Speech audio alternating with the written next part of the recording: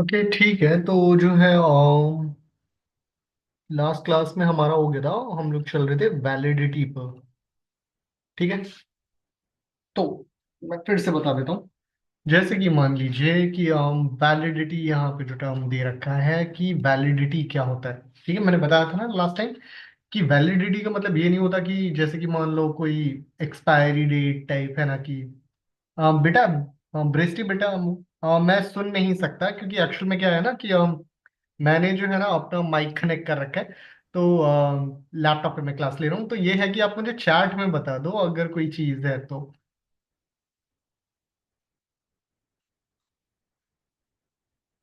कोई डाउट बेटा? चैट में बता सकते हो आप अगर कोई डाउट हो तो।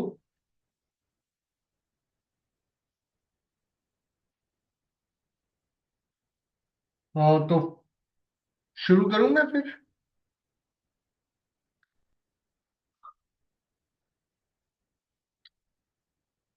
ओके। अपने अपने प्रीरिक्विसाइट नहीं बोला? किसमें मैंने किसमें प्रीरिक्विसाइट नहीं बोला? मुझे थोड़ा सा बता दीजिए।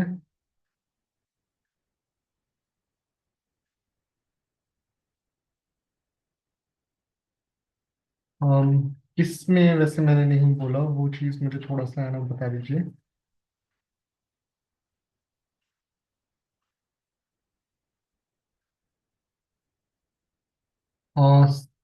Two witness third line. Two witness third line. Two witness third line में मुझे देखना पड़ेगा, दूसरे वाले पीडीएफ में होगा। चलो उस पॉइंट को अभी थोड़ी देर में डिस्कस करते हैं। मैं पहले इसको कंटिन्यू कर देता हूँ, वरना तो फिर क्या रहेगा ना कि नेक्स्ट वीडियो में ये फिर लंबा खिंच जाएगा। ठीक है, तो फिर मैं इस उस वाले पॉइंट को मैं थोड़ा बाद में बताता हूँ, है ना। और ये वाला पॉइंट फिर मैं कंटिन्यू करता हूँ यहीं से, ठीक है, वैलिडिटी से। चलेगा ना?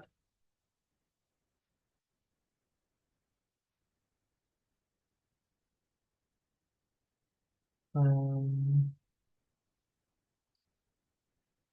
ठीक है। फिर जो है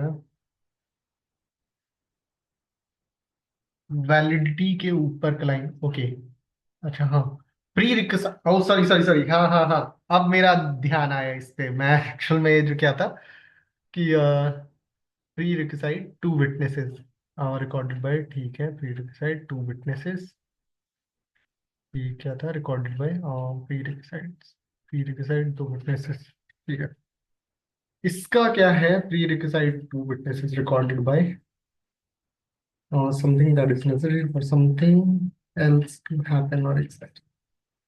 एक्चुअली क्या है ना कि प्री रिक्वेसाइट टू विटनेसेस, ये क्या था इसमें? एक मिनट।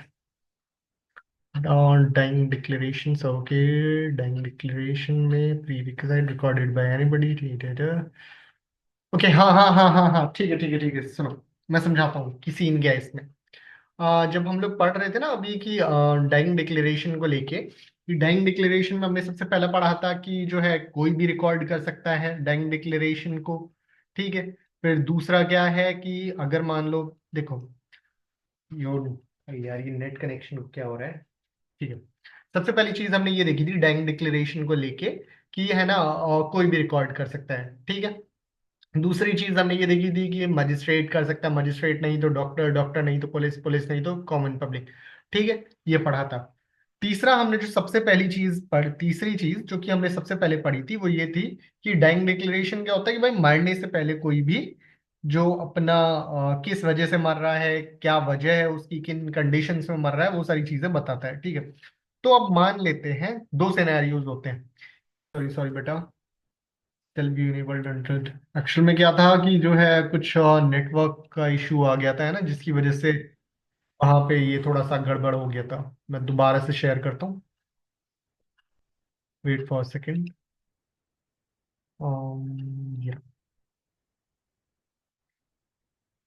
ओके।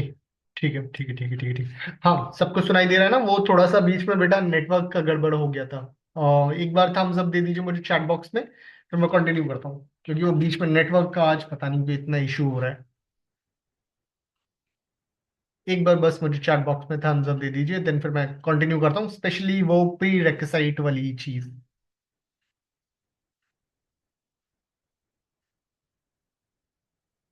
कोई भी।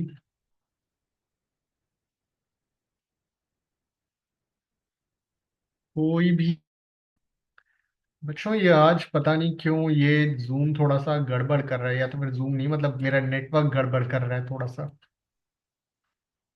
क्या ही दिक्कत आ रही है, समझ नहीं आ रहा।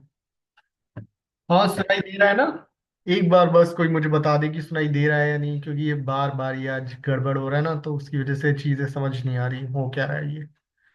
नेटवर्क का थोड़ा सा इशू आ रहा है। हाँ बच्चों सुनाई दे रहा है ना? बस प्लीज मुझे एक बार को चैट में थम्स अप कर दीजिए।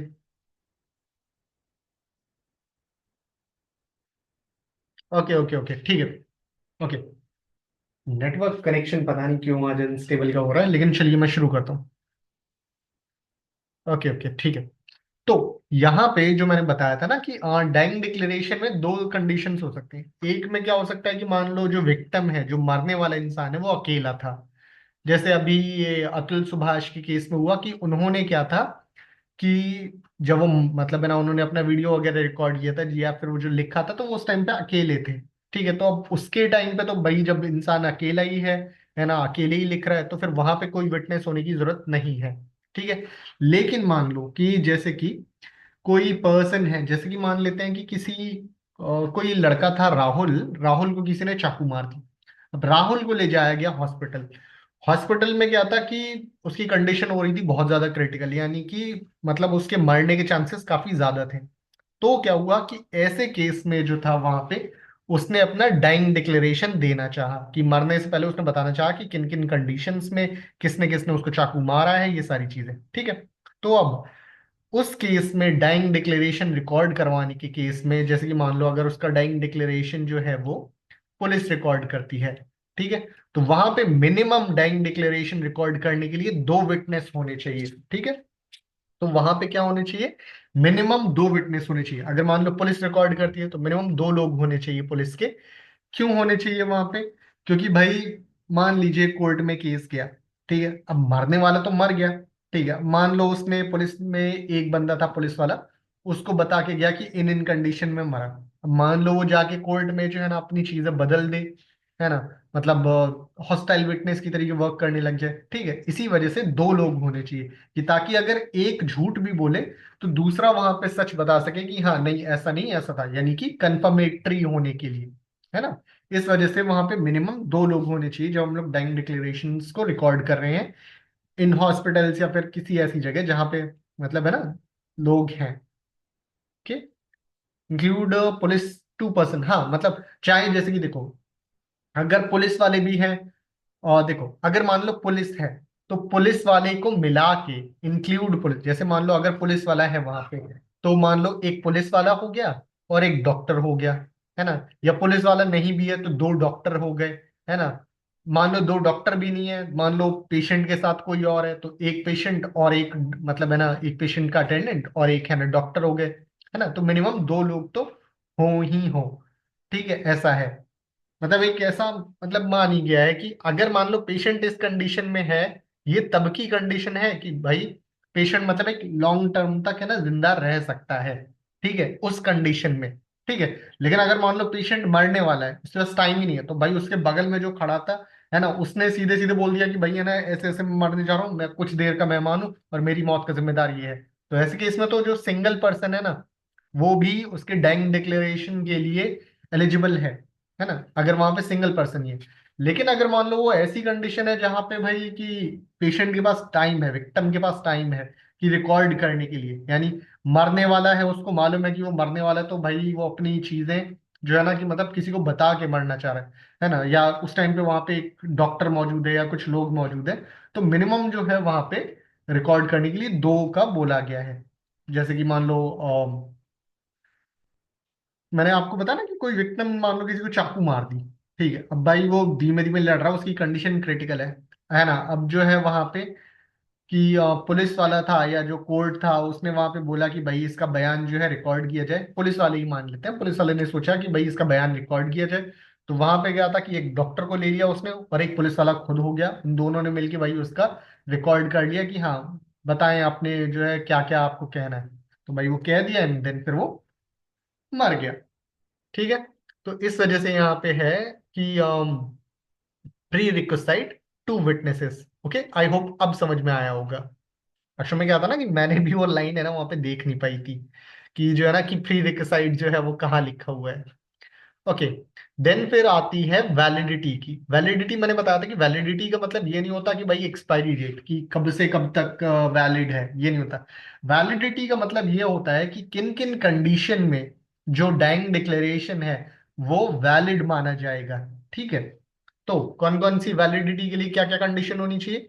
सबसे पहली चीज तो साउंड माइंड होना चाहिए, कंपोजस मेंटिस, यानी कि जो मतलब है ना जो गवाही मतलब सॉरी जो डाइंग डिक्लेरेशन दे रहा है ना, जो डाइंग डिक्लेरेशन दे रहा है या जो डाइंग डिक्लेरेशन ले रहा है वो दोनों ही जो है साउंड माइंड में होने चाहिए। यानी कि साउंड माइंड को हिंदी में कहते हैं पूरे होशो हवास में होना चाहिए।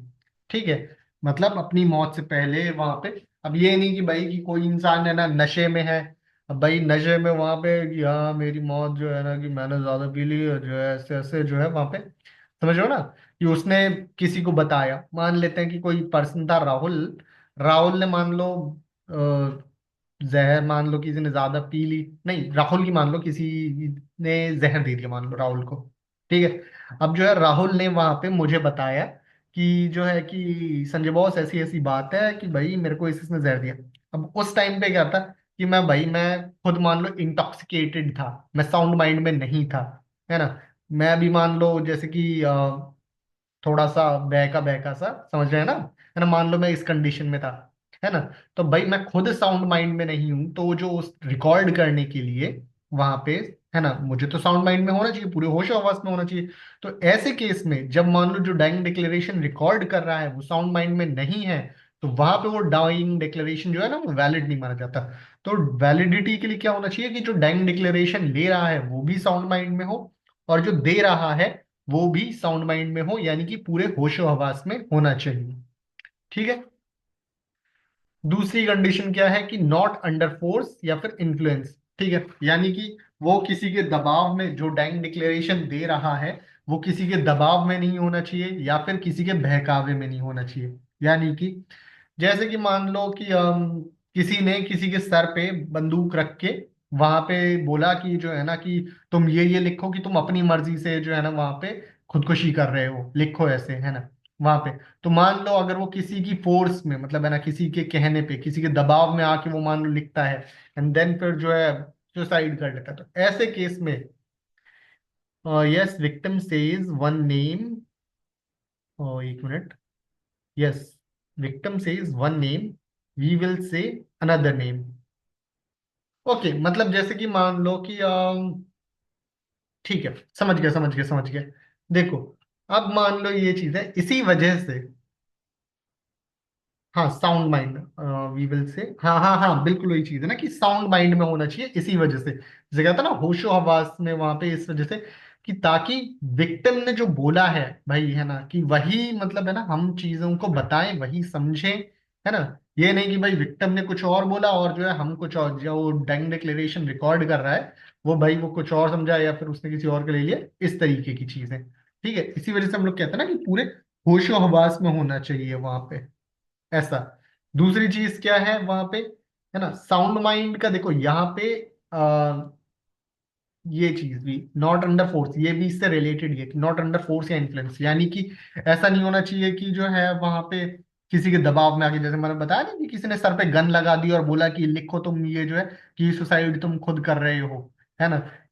ठीक है। ऐसा नहीं होना चाहिए, क्योंकि अगर मान लो हमें ये पता चलता है या इन्वेस्टिगेटिंग ऑफिसर को ये पता चलता है कि मरने से पहले जो है इसको मतलब है ना जबरदस्ती इससे ये लिखवाया गया था, है ना, तो ऐसे केस में वो जो डाइंग डिक्लेरेशन है वो वैलिड नहीं माना जाएगा।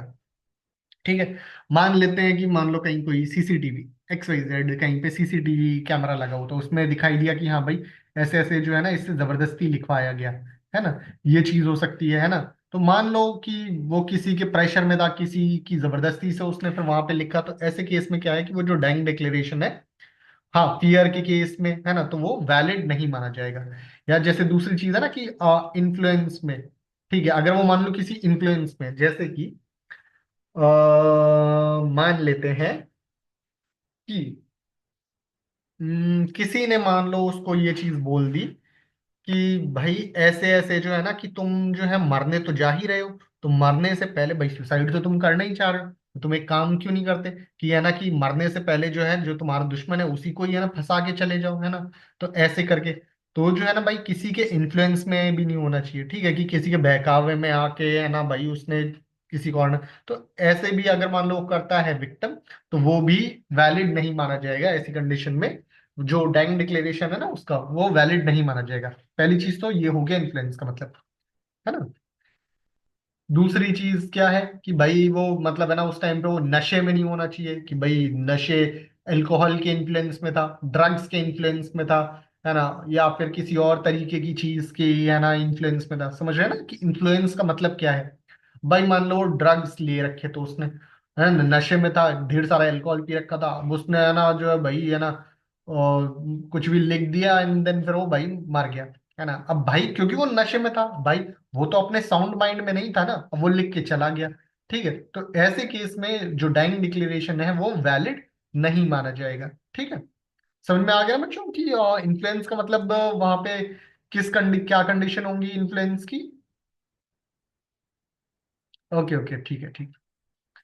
ओके, देन फिर क्या है कि वैलिडिटी में तीसरा पॉइंट क्या है कि कंप्लीट स्टेटमेंट, ठीक है, डिसाइडेड बाय कोर्ट। ठीक है, यानी कि जो भी स्टेटमेंट होगा ना उसका वो कंप्लीट होना चाहिए, मतलब वैलिडिटी के लिए वो स्टेटमेंट जो होता है वो कंप्लीट होना चाहिए। ठीक है, अब जैसे कि मान लो कि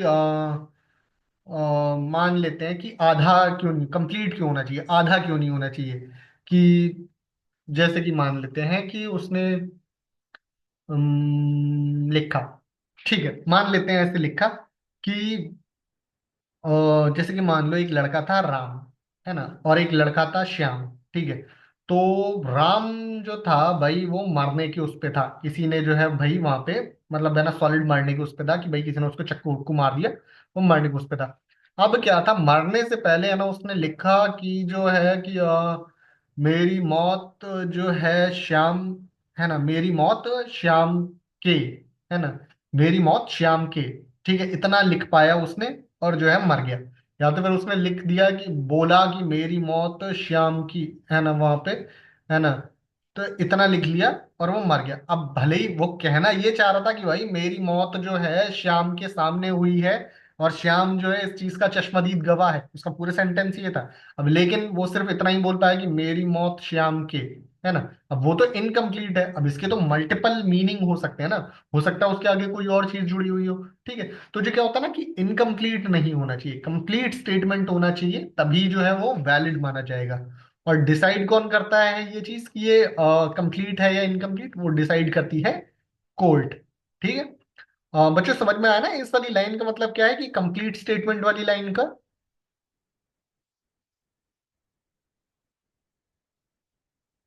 हाँ, देखो, ओवरऑल ये है कि मान लो जिसकी मौत, हाँ ठीक है ठीक है ठीक है, बढ़िया। वैसे मजा आ रहा है ना बेटा एफएमटी पढ़ने में, मतलब जिस तरीके से मैं पढ़ाता हूँ।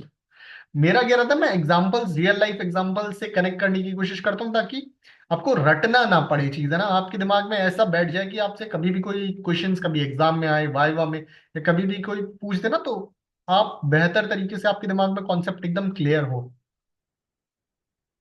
ओके ओके ओके, बढ़िया। वही तो चीज है ना, जैसे सीआईडी में आपने देखा, या फिर आप वेब सीरीज देखते हैं, लूसीफर देख ली आपने, डेक्स्टर देख ली, तो आप कनेक्ट कर पाएंगे उस चीज से। ओके ओके, तो वैलिडिटी की नेक्स्ट पॉइंट है वैलिडिटी से रिलेटेड। ओके, दो I am first year, okay कोई ना यार। एफएमटी में देखो बच्चों मजा आता है पढ़ने में, इंटरेस्टिंग चीज है। ठीक है, तो वैलिडिटी में नेक्स्ट पॉइंट क्या है कि related to cause of death, यानी कि जो डाइंग डिक्लेरेशन है वो डेथ के कॉज से रिलेटेड होना चाहिए, तभी वैलिड माना जाएगा। ठीक है, अब जैसे कि मान लेते हैं कि कोई भी पर्सन है, मान लेते हैं राहुल।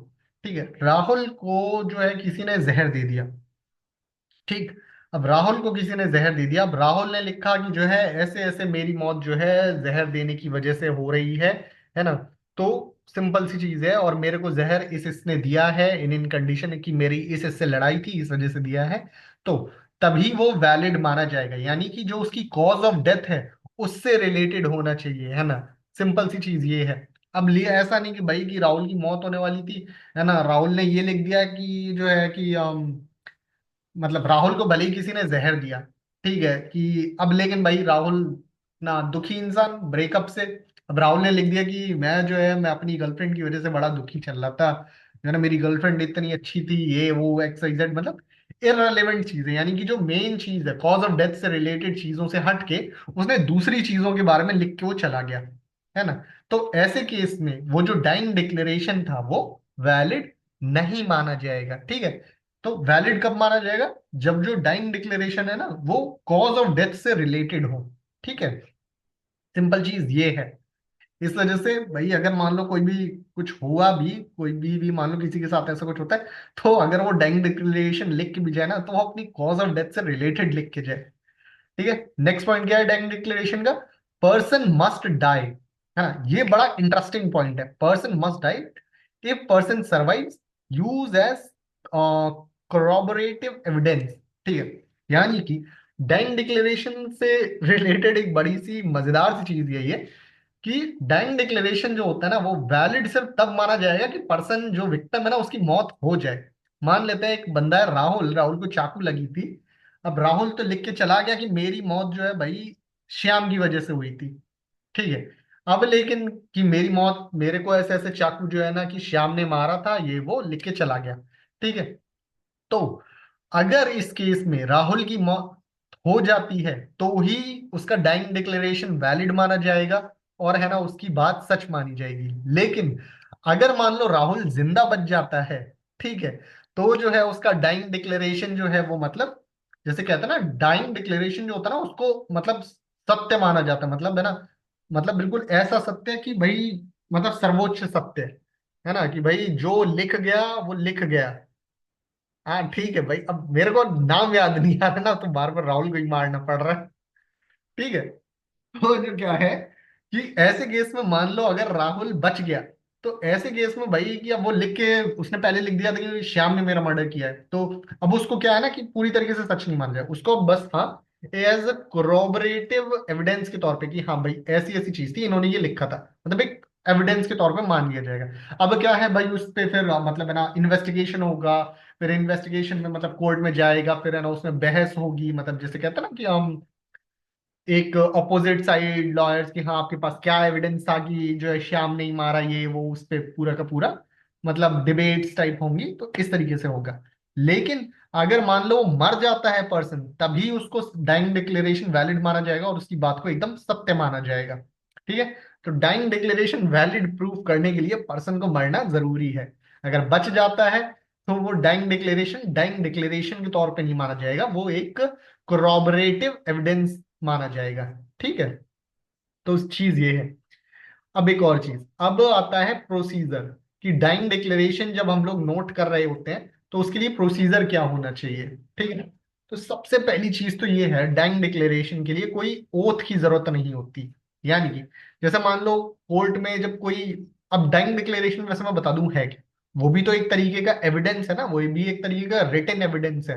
और हमने ये पढ़ा था इससे पहले जो हम लोग कोर्ट हियरिंग्स वाली चीज पढ़ रहे थे, कोर्ट प्रोसीजर पढ़ रहे थे, कि कोर्ट रूम में क्या होता है कि जब भी हम लोग कोई सबूत पेश करते हैं तो हमें सबसे पहली चीज ओथ लेनी होती है, यानी कि मैं जो कहूंगा, सच के सिवा कुछ नहीं कहूंगा, ये चीज होती है। लेकिन डाइंग डिक्लेरेशन देने के लिए किसी भी तरीके की है ना कोई ओथ की जरूरत नहीं पड़ती, कोई शपथ की जरूरत नहीं पड़ती, ठीक है, बिना शपथ के भी हो जाता है। पहली चीज तो ये है। दूसरी चीज क्या है डाइंग डिक्लेरेशन की, प्रोसीजर की, कि no alteration of words prompting या लीडिंग क्वेश्चंस। यानी कि जब भी डाइंग डिक्लेरेशन मान लो रिकॉर्ड कर रहे हैं, मान लो कोई भी विक्टिम है, इस बार विक्टिम मान लो कोई भी हो सकता है, मान लो विक्टिम मैं हूं, ठीक है, मेरी मान लो मेरे को किसी ने चाकू मार दिया, और जो है भाई मैं जो है डेथ की तरफ जा रहा हूँ, ठीक है। अब क्या हुआ कि भाई जिसको भी जो भी मान लो डॉक्टर है वो मेरा डाइंग डिक्लेरेशन रिकॉर्ड कर रहा है, तो जो भी मैं एग्जैक्ट चीज बोलूंगा, है ना, सेम चीज ही रिकॉर्ड करेगा वो डॉक्टर ये नहीं करेगा कि भाई मैं कुछ और बोल रहा हूँ, है ना, तो जो है रिकॉर्ड डॉक्टर है ना कुछ और कर रहा है, ऐसा नहीं हो, मतलब किसी भी तरीके का वर्ड्स में चेंजेस नहीं होने चाहिए, पहली चीज, है ना। दूसरी चीज की है ना कि वो वर्ड्स में चेंजेस नहीं होनी चाहिए, है ना। दूसरी चीज क्या है, वो अपने तरीके से है ना प्रॉम्प्टिंग अपने तरीके से नहीं लिखना है, उसको जो रिकॉर्ड कर रहा है प्रॉम्प्टिंग नहीं होनी चाहिए। तीसरी क्या चीज है कि लीडिंग क्वेश्चंस नहीं पूछने हैं वहां पे, कि भाई जो मान लो मैं तो मर रहा था, अब डॉक्टर मेरे से है ना वहां पे चार चीजें पूछ रहा है कि अच्छा ये बताओ कि जब चाकू मारी तो मारी कहाँ पे, आप उस टाइम वहां कर क्या रहे थे, है ना, ये बताइए। कि आप चाय पी रहे थे, कि चाय पीने आप क्यों गए थे वहां पे उस दुकान पे जब आपको चाकू मारी गई। तो कोई भी लीडिंग क्वेश्चन नहीं पूछने। सिंपल सी चीज वही है कि अगर डाइंग डिक्लेरेशन रिकॉर्ड करने, तो जो भी विक्टिम बता रहा है वो एज इट इज, बस आपका काम है रिकॉर्ड करना, बस बात खत्म। ठीक है। थर्ड पॉइंट क्या है इसमें प्रोसीजर में, कि record verbatim in same language without translation. Without translation, हाँ ठीक है, यानी कि जो भी विक्टिम बता रहा है वो सेम लैंग्वेज में लिखना है। दूसरी चीज ये नहीं कि ट्रांसलेट करना है, अगर मैं हिंदी में बता रहा हूँ तो हिंदी में ही लिखेगा डॉक्टर जो रिकॉर्ड कर रहा है, अगर मैं इंग्लिश में बता रहा हूँ तो वो इंग्लिश में लिखेगा, मैं संस्कृत में बता रहा हूँ तो वो संस्कृत में लिखेगा, मैं तेलुगु में बता रहा हूँ तो तेलुगु में लिखेगा। ये नहीं कि वो गूगल ट्रांसलेट से ट्रांसलेट करके लिख रहा है ना, या मैं हिंदी में बता रहा हूँ इंग्लिश लैंग्वेज में लिख रहा है, ऐसा नहीं। सेम वर्ड लिखेगा, एग्जैक्ट सेम वर्ड्स, ठीक है। फिर क्या है कि साइन या thumb impression of victim, recorder और टू विटनेसेस। जैसे कि मान लो डाइंग डिक्लेरेशन पूरा रिकॉर्ड कर लिया, ठीक है, यानी कि पूरा पूरा लिखवा लिया, मतलब जो मान लो मैं था, मैं अपना डाइंग डिक्लेरेशन बोलता गया, डॉक्टर ने सारा का सारा लिख लिया, ठीक। अब इसके बाद क्या, इसके बाद अब क्या है, जो डॉक्टर है वो सबसे पहली चीज क्या करेगा, वो मेरा साइन लेगा, ठीक है, मैंने साइन कर दिया। फिर क्या करेगा कि वो मेरा थंब इंप्रेशन लगवाएगा, थंब इंप्रेशन ऑफ विक्टिम जो कि मैं हूं, तो मेरा थंब इंप्रेशन लगवाएगा, ठीक है। फिर क्या रहेगा, थंब इंप्रेशन लगवाएगा रिकॉर्डर का, यानी कि जो डॉक्टर है रिकॉर्ड कर रहा है ना, वो चीज है ना, वो अपना थंब इंप्रेशन लगाएगा। और ठीक है, और क्या था, दो विटनेसेस, मान लो अगर वहां पे दो विटनेसेस और हैं, तो वो जो दो विटनेसेस है उनका भी वहां पे थंब इंप्रेशन लिया जाएगा, ठीक है। तो ये चीजें वहां पे कराई जाएंगी, ठीक। फिर उसके बाद क्या किया जाएगा, जो डाइंग डिक्लेरेशन होगा वो forwarded to magistrate at the earliest, यानी तुरंत जो है, फिर वो डाइंग डिक्लेरेशन जो है मजिस्ट्रेट है, मजिस्ट्रेट या तो फिर कोर्ट मजिस्ट्रेट हो सकता है ना, या तो फिर जो है डिस्ट्रिक्ट मजिस्ट्रेट, है ना, यानी डीएम एडीएम एसडीएम, या कोई भी मजिस्ट्रेट है ना उसके पास भेज दिया जाएगा, ठीक है। तो ये तो है आपका डाइंग डिक्लेरेशन, ठीक है। फिर आता है एक जिसे हम लोग कहते हैं डाइंग डिपोजिशन, ठीक है। डाइंग डिपोजिशन क्या होता है, मैं आपको बता देता हूँ। ये मत समझिएगा कि डाइंग डिक्लेरेशन और डाइंग डिपोजिशन एक ही होता है, ऐसा नहीं होता, देखो। डाइंग डिपोजिशन क्या होता है, dying deposition also known as bedside court. जैसे कि मैं आपको बता देता हूँ, जैसे कि मान लो कोई किसी को मान लो चक्कू लगी, ठीक है। अब उसके पास बहुत सारा टाइम था, या तो है ना बहुत सारा टाइम था, मतलब अभी वो मरा नहीं है, अभी मतलब जिंदगी और मौत से जूझ रहा है, यानी कि अभी धीमे धीमे उसकी सांसें चल रही हैं, ठीक है। अब क्या है कि वो जो है भाई क्रिटिकल कंडीशन में है, अब वो तो कोर्ट आ नहीं सकता, तो क्या है कि कोर्ट ही उसके पास आएगा, यानी कि जो उसका हॉस्पिटल में जहां भी वो मतलब लेटा हुआ है उसके बेड के पास में, मतलब जज वगैरह और जो है वहां पे सारे के सारे लोग जब है वहां पे आएंगे, और वहीं पे ही मतलब पूछताछ और बाकी सारी चीजें होंगी, तो also known as bedside court, ठीक है। तो वहां पे क्या होगा कि जो मजिस्ट्रेट होगा वो वहां पे चीजें पूछेगा, क्या हुआ कैसे हुआ था, ये सारी चीजें पूछेगा, ठीक है। तो वहां पे वो जो सारी चीजें बताएगा विक्टिम, उसे हम लोग कहते हैं, मतलब जज को बताएगा वहां पे, उसे हम लोग कहेंगे डाइंग डिपोजिशन, ठीक है। तो डाइंग डिपोजिशन क्या है, रिकॉर्डेड बाय मजिस्ट्रेट या फिर जज, ठीक है। तो यानी कि विक्टिम के पास खूब सारा टाइम है, इतना है ना, तो वहां पे ही अब क्या था कि भाई इतना टाइम है कि वहां पे मजिस्ट्रेट वगैरह जो है सब आ सकता है, मतलब जैसे कि मान लो एक हफ्ते का टाइम या 3-4 दिन का टाइम, मतलब यानी कि मजिस्ट्रेट वगैरह वहां सब आ सकते हैं, जज वगैरह वहां आ सकते हैं, ये चीजें सारी सुनवाई अब उसी के पास हो सकती है, वो इतना टाइम काट सकता है, ठीक है। तो सिंपल चीज ये है, तो वहां पे जो विक्टिम जो है वो अपनी सारी चीजें बताएगा जज को, वो होगा डाइंग डिपोजिशन, ठीक है। डाइंग डिपोजिशन में क्या होगा कि ओथ जो होती है वो कंपलसरी होगी, ठीक है। यानी कि जब मान लो जज है सामने, अब भाई जज के सामने वो कोई चीज बता रहा है या लिख रहा है, तो भाई अब क्योंकि वो तो एक एविडेंस के तौर पे है ना, और वो नॉर्मल कर मतलब अभी मरा नहीं है, अभी टाइम है उसके पास, तो जज के सामने बता रहा है, तो भाई वहां पे क्या है कि ओथ जरूरी है कि वो जो कहे, क्योंकि अभी तक तो वो मरा नहीं है ना, कि वो जो कहेगा सच के सिवा कुछ नहीं कहेगा। ठीक है। तो उसमें वहां पे क्या है, ओथ की जरूरत पड़ेगी, क्योंकि भाई अभी तक तो वो मरा नहीं है ना, जब तक जज के सामने है तब तक, है ना। और वो क्या होगा, और dying deposition in the presence of accused या फिर डिफेंस लॉयर, यानी कि जब वो डाइंग डिपोजिशन के केस में वहां पे जो एक्यूज होगा, यानी जिसने चक्कू मारी होगी वो, मतलब जिसपे हमें शक होगा वो भी वहां पे होगा, और जो चक्कू मारने का जो लॉयर होगा, डिफेंस लॉयर है ना, वो भी वहीं पे ही होगा। उसके सामने जो है ये जो पर्सन है, विक्टिम, वो अपना जो बयान देगा, यानी डाइंग डिपोजिशन देगा, तो उन लोगों के सामने ही देगा। ठीक है। इसमें क्या है, cross examination will be conducted, leading question permitted. Dying deposition के केस में क्या है कि वहां पे क्रॉस एग्जामिनेशन हो सकता है ना, और जो लीडिंग क्वेश्चन है वो वहां पे पूछे जा सकते हैं, क्योंकि भाई वो तो अभी जिंदा है ना भाई, अभी नॉर्मल अभी जिंदा है, कोर्ट की पूरी जैसे कोर्ट प्रोसीजर होता है, बस ये चीज है ना, डाइंग डिपोजिशन में क्या होता है कि कोर्ट की जगह मतलब हॉस्पिटल के बेड के साइड में कोर्ट चल रहा होता है। तो भाई कोर्ट में तो क्या होता है, ओथ भी होती है, कोर्ट में जो होता है क्रॉस एग्जामिनेशन भी होता है, कोर्ट में क्या होता है, लीडिंग क्वेश्चन भी पूछे जाते हैं, ये सब मैंने आपको कोर्ट प्रोसीजर में बताया था ना। तो ये लीडिंग क्वेश्चन भी परमिटेड होते हैं डाइंग डिपोजिशन में। फिर क्या होता है कि सुपीरियर देन डाइंग डिक्लेरेशन। ये चीज याद रखिएगा कि वाइवा में भी अगर आपसे पूछा जाए कि डाइंग डिक्लेरेशन जो होता है ना वो सुपीरियर माना जाता है, और सॉरी डाइंग डिपोजिशन जो होता है वो सुपीरियर माना जाता है डाइंग डिक्लेरेशन के। क्यों इस केस में सुपीरियर माना जाता है, क्योंकि पहली चीज तो भाई वो जज के सामने हो रहा है, दूसरी चीज भाई ओथ लेके हो रहा है, तीसरी चीज भाई क्रॉस क्वेश्चंस क्रॉस एग्जामिनेशन भी वहां हो रहा है। ठीक है, तो फैक्ट्स होते हैं ना और क्लियर होते जाते हैं। ठीक है, तो झूठ की या फिर जो है मतलब है ना मिस इंटरप्रिटेशन की जो है ना पॉसिबिलिटीज नहीं रहती, इस वजह से वो और ज्यादा प्योर माना जाता है, यानी कि और ज्यादा सुपीरियर माना जाता है। ठीक है। वैलिड होता है इरेस्पेक्टिव ऑफ पेशेंट डेथ या सर्वाइवल। ठीक है, अब मान लो कि पेशेंट मान लो मर भी गया, जज के सामने उसने सारा बता दिया, लिखवा दिया, ओथ वगैरह दे दी, क्रॉस एग्जामिनेशन हो गया, सब हो गया, बाद में पेशेंट मर गया, है ना, तो भी वो जो है वहां पे वैलिड माना जाएगा। और अगर पेशेंट बच भी गया वहां पे तो भी वो वैलिड माना जाएगा। अब बच भी गया तो भी वैलिड क्यों माना जाएगा, क्योंकि भाई क्रॉस एग्जामिनेशन भी तो हुआ था ना उसका, क्रॉस एग्जामिनेशन हुआ था, है ना, लीडिंग क्वेश्चन भी पूछे गए थे, सारी की सारी चीजें हुई, तब भी जाके उसकी सारी चीजें सही मानी गई, तो इस वजह से अगर वो बच भी जाता है तो भी उसको ज्यादा जो है वैलिड माना जाता है। ठीक है। अब लेकिन यहाँ पे आती है सबसे मेन चीज की, जो डाइंग डिपोजिशन वाली चीज है वो नॉट प्रैक्टिस इन इंडिया।